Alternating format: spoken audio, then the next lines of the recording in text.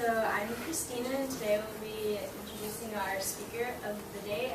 And so this speaker is a freshman life science major from Winchester, Virginia. He's the 11th generation of his family farm, so he knows a lot about his stuff. And today he will be talking about agritourism, family farms, and the importance of local agriculture and buying local. So today I would like to welcome Levi Snap, who will be giving us the presentation of supporting local agriculture. Thank you, Christina. Like Christina said, I'm going to be kind of presenting to you all today on supporting local agriculture.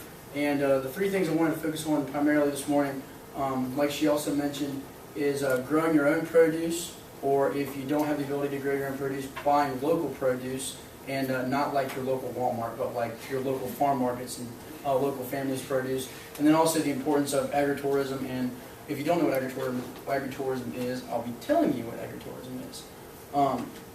So before I get started, I wanted to kind of say also that I know that there are thousands of different fields of agriculture out there that pertain to different things. I mean, you have turf grass management, animal production, crop production. But what I'm going to be focusing on more this morning is mostly just like for produce and farm markets and promoting agriculture in general, as in just like family farms and just local farming in that regards.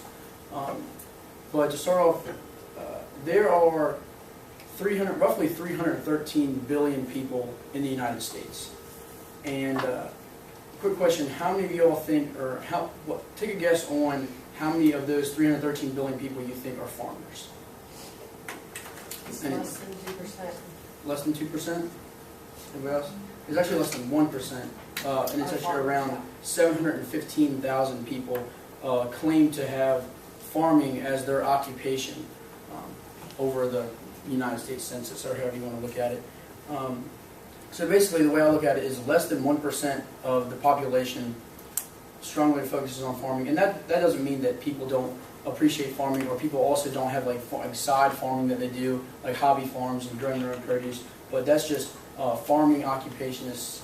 Would be roughly 715,000 people, which kind of shows that if only 1% of the entire population is really focused on farming, how much is that compared to how it used to be 50 years ago, when there used to be way more people actually living off of the land? So the reason I want to talk about growing your own produce is because all the different benefits that come from that is one major in particular is it's definitely way more economical. Our economy isn't the greatest, as it always has been. I mean, it's been way worse before, and it's slowly getting better, I think. But everybody's always trying to think of new ways to save money. So if you do have the opportunity and the ability to grow your own produce, it's way more economical and keeps you from spending money by driving to the supermarket to buy it there, or even driving anywhere to buy it, and you just buy the seeds and you produce it on your own. And it also teaches you to get out and learn more about agriculture and sustainability, and learning how to grow your own and kind of support your own family and support yourself while living off the land. It's also healthier and fresher, because getting produce out of your own garden, you know what you put on that produce, you know where that produce came from, you know how long it's been, like how long since it's been harvested, and you just know that it's fresher and it's easier access for you.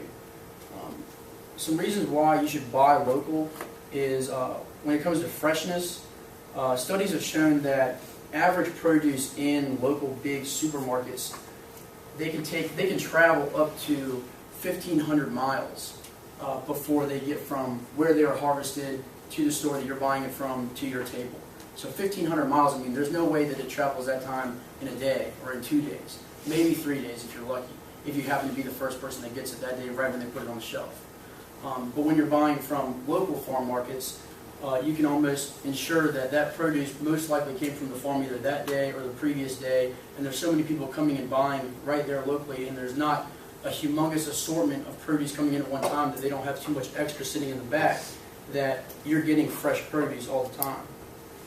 Also, when you're buying local from different local markets instead of big supermarkets and chains, you're being able to support local communities and local families in your community that are using that as their primary source of income, and their families, and that's what they're doing to be able to support their families, is by growing produce and supplying that to the community for people to come. And also by supporting these local farm markets and farms, you are providing more jobs to the people that, because if they're producing produce and they need to bring it to the market to sell to consumers, they need to hire people to be able to do all that. And Walmart is going to have, and Kroger and Food Line, all those places, they're going to have employees regardless of how much farm markets are around, because they're also selling lots of different things. But these farm markets, they really thrive by the amount of people in the community coming in to buy from them. So in order to keep them busy, they need to hire more people, and by you going there to support them, they're going to need more employees. Also, in these smaller areas, customer service is a big deal. There's a lot more one-on-one commitment and relationships when you go in these places because there's less crowd, there's less attention, there's less things going on around you. It's more focused on teaching you where the produce is coming from, how you can use the produce, why it's healthier that way, and just learning more about the agricultural side of how the food gets to the table for you. The reason I know excuse me, so much about these farm markets and why it's important, I mean, I've always grown up around hearing about growing local and buying local because our family has a farm market. My dad, his primary occupation is just farming. He is orchardist farmer, and then produce, and then also beef cattle operation. But then my mom, she used to work for the hospital, but now we have our farm market in town that she primarily runs. And we started off as just a small farm market where actually it wasn't even really a farm market. We sell sweet corn out of the bed of a truck. And then over the course of 12 years, you grow and you expand and you learn more and you build a bigger network of people in the community that want to come and buy from you. They hear what your values are and what you're growing and what you put on your crops and what you're selling, and they want to come support you. And that has enabled us to grow in size to being one of the top markets in the area.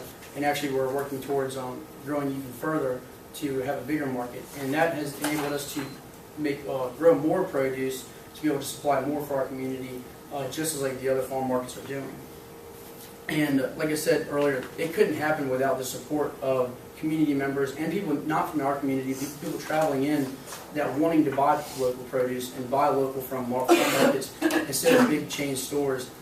It wouldn't happen, and we wouldn't be able to progress and grow just like the other farm markets without the support of people in the community wanting to support us, local farms and local families.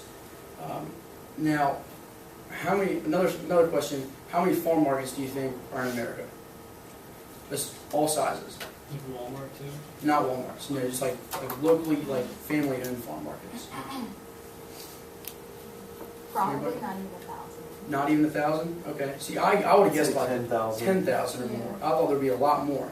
And I'm sure there is a lot more, but registered by USDA, there's roughly around 7,800 farm markets across America, which I actually thought was a really low number, but then again, that's only registered through USDA. There's all these little side markets you see on the side of the road. But either way, 8,000, that's still not that many. I mean, across 50 states, the entire country, you'd think there'd be way more than that. So that's why it's important to really support these small markets. Because these farm markets, they provide more than just a place to go buy produce. They're also teaching individuals, because you have the opportunity to like go in and talk to the workers and talk to the business owners and go out and visit farms and see that. And you learn more about the agricultural side of the farm markets and what they're doing to benefit the community rather than just growing produce. Because you could buy produce at Walmart. I mean, people bring in produce all the time. Even if we weren't there, there'd still be a way to find produce. But with farm markets being there, it enables you to go and learn more about it rather than just a place to buy that stuff and be more economical and fresher produce. And they're also just teaching like American traditions and values of growing and living off the land and being sustainable and growing produce for yourself. And that leads me to also agritourism is what these farm markets are kind of providing to the community and teaching everyone. And agritourism is basically new ways of engaging more of the public in these agricultural opportunities and teaching you more about those things. And different tactics to bring more people out to farm markets to show them these. And also farms in general, I mean, things like hay rides, pick your own produce, because a lot of people really enjoy coming to be able to pick their own produce from the farm, straight from the tree or straight from the patch. Apple picking, pumpkin picking, picking berries, strawberries, things like that. that really brings out the people, and they want to be able to come out and experience those different things, because they might not have grown up in an area where they could go to a farm and pick their own apples or go and pick their own pumpkin. They might go and buy a pumpkin from Walmart, but having these local markets and keeping them, promoting them and supporting them to keep them in business enables everybody else to have the opportunity to come out and experience those things that otherwise they wouldn't be able to. So overall, the point I wanted to get across today was just the importance of keeping in mind that you should be able to grow your own produce, and if you can't, to still be able to support these local markets, because they're providing more than just a place to buy produce or quicker and easier access to that produce, but they're also teaching the importance of agriculture in today's society, because different studies show that it is slowly falling away from being a really high regard and standard and valued market in America. So it's just the importance of keeping that up to date. Anybody have any questions? Yeah. Do you think farmers markets will just be a fad, that eventually the popularity where they have been increasing over the years is just going to just die down again? I think it comes and goes, whereas it all depends on what the public is thinking, because the way I look at it is there are different spurts where it'll think, we want to be healthy, we want to be economical, we want to buy from local families. And then it'll switch and it'll go to, there's different groups of people who want to experience the agricultural side and they want to go out and see the agritourism side. And that's what it's coming to now, whereas people are starting to realize they can buy stuff from stores instead of going to, and they do it all in one place rather than making a special trip to a farm market to buy produce. And that's why a lot of farm markets are now incorporating more of the agritourism side to bring it back as where to get more people to come out and visit farm markets, because it is kind of a fad and it kind of comes and goes, and unless you keep thinking of new things to bring consumers out, they'll find other places to buy stuff. Any other questions? All right, thank you very much.